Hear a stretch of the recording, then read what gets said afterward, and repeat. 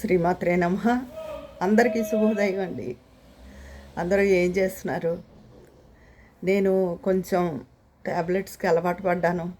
పర్వాలేదు, నీరసంగా ఉంది కానీ పర్వాలేదు, నిన్నటి మీద నయమే.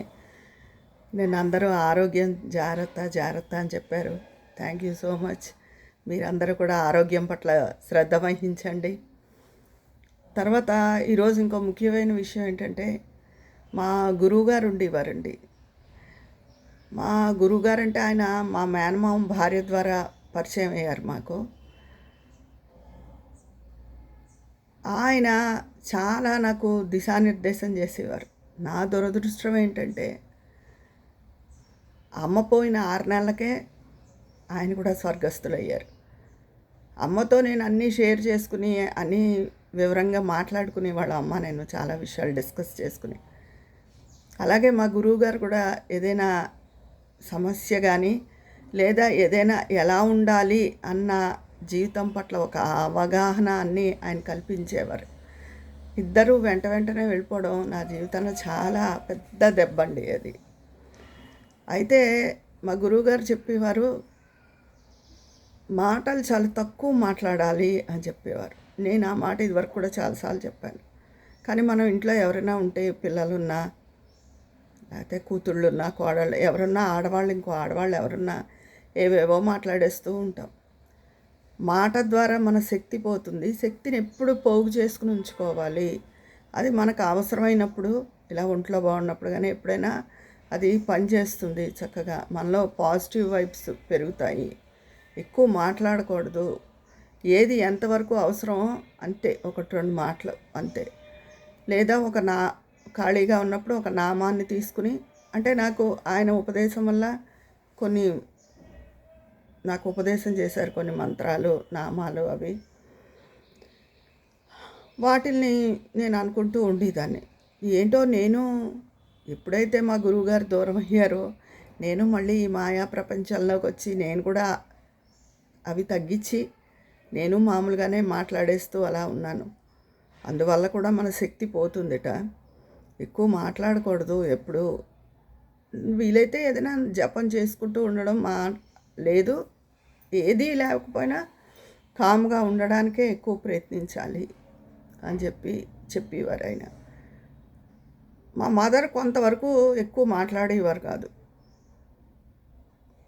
మామూలుగానే ఆవిడకి ఎవరో ఏం చెప్పినా చెప్పకపోయినా ఎక్కువ అవసరమైతే ఎవరైనా వస్తే, అది బంధువులు, ఆవిడకి బంధుప్రీతి ఎక్కువ, మాట్లాడేవారు. మామూలు అప్పుడు తక్కువ, ఏదో మా మదరు నేను మాట్లాడుకోవడం అలా తప్ప. అలాగా ఎక్కువ మాట్లాడకూడదు. మాట్లాడకుండా ఉంటే మనలో ఉన్న శక్తి అలా నిలబడి ఉంటుందిట. ఇది మీ అందరికీ కూడా నేను చెప్పడం జరుగుతోంది. ఎందుకంటే మీరందరూ కూడా నా వాళ్ళే కాబట్టి ఇందులో తెలియచ్చు, కొంతమందికి తెలియకపోవచ్చు. మీరు కూడా హెల్తీగా ఉండాలి. ఎవరైనా ఎక్కువ మాట్లాడి వాళ్ళు ఉంటే స్నేహితులతో కానీ, ఎవరితో అయినా ఫోన్ల ద్వారా కానీ, మామూలుగా కానీ తగ్గించుకోండి. మీలో ఉన్న శక్తిని ఎక్కువ గెయిన్ చేసుకోండి, పోగు చేసుకుని ఉంచుకోండి. అది అవసరమైనప్పుడు మనకి ఉపయోగపడుతుంది. ఆ శక్తి మనని నిలబెడుతుంది. ఇదండి. తర్వాత మా మేనమామలు మా పెద్ద మామయ్య తప్ప మిగతా మేనమామలు అందరూ ఇంచుమించు మా వారికన్నా చిన్నవాడు ఒక మేనమామ, మా వారికన్నా కొద్ది అటు ఇటుగా పెద్దవాళ్ళు అంతే. ఇంచుమించు అందరూ అదే ఏజ్. దాంతో అసలు చిన్నప్పటి నుంచి మా పెద్ద మామయ్య తప్ప మొత్తం 4 మేనమామలు. ఇప్పుడు 2 ఉన్నారులేండి. వాళ్ళని అంటే ఒక మామయ్య, ఆఖరి మామయ్య పాపం 45 ఏళ్ళకే హార్ట్ అటాక్ వచ్చిపోయాడు. తను చాలా అందరికీ తనలో నానికలా ఉండేవాడు. మా మేనమామ లేకపోయినా ఆ ఆఖరి మేనమామ భార్య, మిగతా మేనమామ భార్యలు, మా మేనమామ భార్యలు చాలా ఆపేక్షగా, చాలా మంచిగా ఉంటారండి. మా మేనమామలు ఆపేక్షగా ఉండడంలో పెద్ద విశేషం ఏం లేదు. వాళ్ళకి నేను ఒక్కతినే మేనకోళ్ళని, ఆపేక్షగా ఉంటారు. మేనమామలు ఉంటారు, అదొక విషయం. కానీ మేనమామ భార్యలు ఉండాలని లేదు కదా. వాళ్ళు వేరే ఇంటి నుంచి వచ్చారు. అయినా సరే ఎంతో ప్రేమగా ఉంటారండి మా మేనమామ భార్యలు. చాలా అపేక్షగా ఉంటారు. ఒక మాట సలహా చెప్పడంలో కానీ, నాకు కష్ట సమయంలో నాకు ఆపరేషన్లు జరిగి వెంటనే నేను అమ్మే ఉన్నాం. అలాంటప్పుడు మాకు చాలా మళ్ళీ ఇంటికి డిశ్చార్జ్ అయ్యి వచ్చే వరకు ఆ 10-15 రోజులు చాలా అండగా నిలబడ్డారు వాళ్ళు. తర్వాత అమ్మ పోయినప్పుడు నా వెనకాలే నిలబడి వాళ్ళు ఉన్నారు మొత్తం అన్ని రోజులు అయ్యేదాకా. ఇప్పటికీ నేను మొన్న హైదరాబాద్ వెళ్ళినప్పుడు కానీ వాళ్ళు మధ్యలో వచ్చి నన్ను ఇక్కడికి వచ్చి చూడడం అవన్నీ కూడా జరిగాయి. ఒక పెట్టుపోతల విషయంలో కానీ ఏ విషయంలో కానీ చాలా అపేక్షగా ఉంటారండి. నిజంగా అది ఒక రకంగా నా అదృష్టం అనే చెప్పాలి.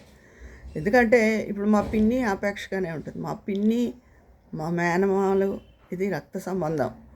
రక్త సంబంధీకులు ఆపేక్షగా ఉండడం వేరు, వేరే ఇంటి నుంచి వచ్చిన వాళ్ళు ఆపేక్షగా ఉండడం వేరు.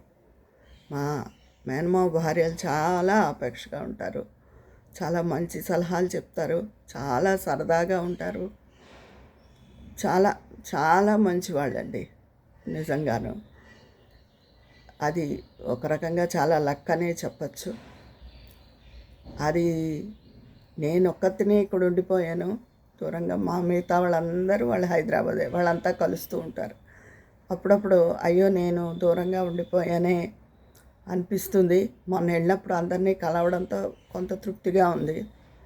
వాళ్ళు ఎప్పుడైనా వస్తారు, రాజమండ్రి వస్తారు, కలుస్తారు. ఎవరికి వాళ్ళు అందరూ కూడా పెద్ద అవుతూ ఉంటారు కదా. పెద్ద అవుతున్న కొద్దీ ఎక్కడికైనా వెళ్ళాలి అంటే అంత ఓపికగా ఉండదు. అందులో మధ్యలో వాళ్ళ పిల్లలు ఫారెన్లో ఉన్నారు, అక్కడికి వెళ్ళొస్తూ ఉంటారు. అదో లాంగ్ డిస్టెన్స్ ట్రైన్ అంటారేంటి, ఫ్లైట్లో బోల్డ్ అవర్స్ కూర్చుని అక్కడ కొన్నాళ్ళు గడిపి వచ్చి మళ్ళీ ఇక్కడికి వచ్చి శక్తి కూడా తీసుకుని మళ్ళీ తిరగాలంటే వాళ్ళకి ఇదివరకు అంత ఓపికలు ఉండడం లేదు. కానీ ఫోన్లో మాట్లాడినా లేదా ఎప్పుడైనా సడన్గా వస్తూ ఉంటారు, వచ్చినా ఎంతో ఇదిగా ఉంటారండి.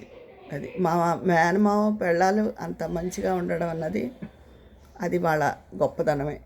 అది ఇంతకే మా మేనమామ భార్య ద్వారానే మా గురువుగారు నాకు పరిచయం అయ్యారు.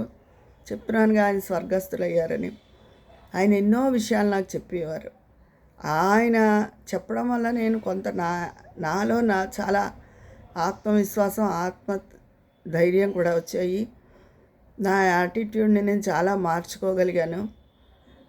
ఆయనే చెప్పేవారు ఎప్పుడు ఎక్కువ మాట్లాడకూడదు, మాట్లాడితే మనలో ఉన్న శక్తి పోతుంది అని చెప్పి. ఈ మధ్య నేను ఆయన మాటలు మర్చిపోయి పిల్లలు ఉంటే సరదాగా మాట్లాడేయడం, ఎక్కువగా మాట్లాడేయడం అవన్నీ జరుగుతూ ఉన్నాయి. దానివల్ల కూడా మన శక్తి పోతుంది. అందరూ మీ శక్తిని దాచుకోండి, ఎక్కువ ఎవరితోనూ మాట్లాడద్దు, మీకు మీరే ముఖ్యం. అది జ్ఞాపకం ఉంచుకోండి. ఫస్ట్ నేను నా అనుభవం ద్వారా తెలుసుకున్నది మీకు చెప్తున్నాను. మీకు మీరే ముఖ్యము. ఎందుకంటే మీరు తిరుగుతున్న నాళ్ళు మీరు డిపెండ్ అవ్వకుండా హెల్దీగా ఉండాలి. అందుకని మీకు మీరే ముఖ్యం. అందుకని మీ ఆరోగ్యం పట్ల మీరే శ్రద్ధ వహించండి. ఎవరో వచ్చి ఎంత భర్త మన మీద ప్రేమ ఉన్నా వాళ్ళ వర్క్ ఇదిలో వాళ్ళు ఉంటారు. మీది మిక్కిలికి వస్తే చేస్తారు, తప్పకుండా చేయరని కాదు. మా వారు కూడా ప్రేమగా అడుగుతూ ఉంటారు అన్నీ. ఏం అడిగినా, పిల్లలు అడిగినా, ఎవరు అడిగినా సరే, కూతుళ్ళు అడిగినా, కోడళ్ళు అడిగినా, అల్లుళ్ళు అడిగినా, ఎవరు అడిగినా మాట వేరు, మనది మనం జాగ్రత్తగా చూసుకోవడం వేరు. ఎవరి ఆరోగ్యాన్ని వాళ్ళు శ్రద్ధగా చూసుకోండి. నేను ఈ చెప్పిన ఎక్కువ మాట్లాడడం అన్నది కూడా మానేసి ప్రాక్టీస్ చేయండి. ఆ అలవాటు ఉన్నవాళ్ళు తప్పకుండా మార్పు మీరే గమనిస్తారు. శరీరం ఆరోగ్యంగా చైతన్యంగా ఉండడము అన్నది అది విషయం అండి. ఈరోజు నేను మీకు చెప్పదలుచుకున్న విషయం ఇది. మౌనము, దాని ద్వారా మనకు లభించే శక్తి. అది మీ అందరికీ ఈ టాపిక్ గురించి మాట్లాడాలని ఉంటే మీ అభిప్రాయాన్ని కామెంట్ బాక్స్లో తెలియజేసేయండి. మరి అక్కడ మాట్లాడుకుందామా? ఉంటాను. మీ స్నేహితురాలు ఎల్లప్పుడూ విజయ పన్నాల.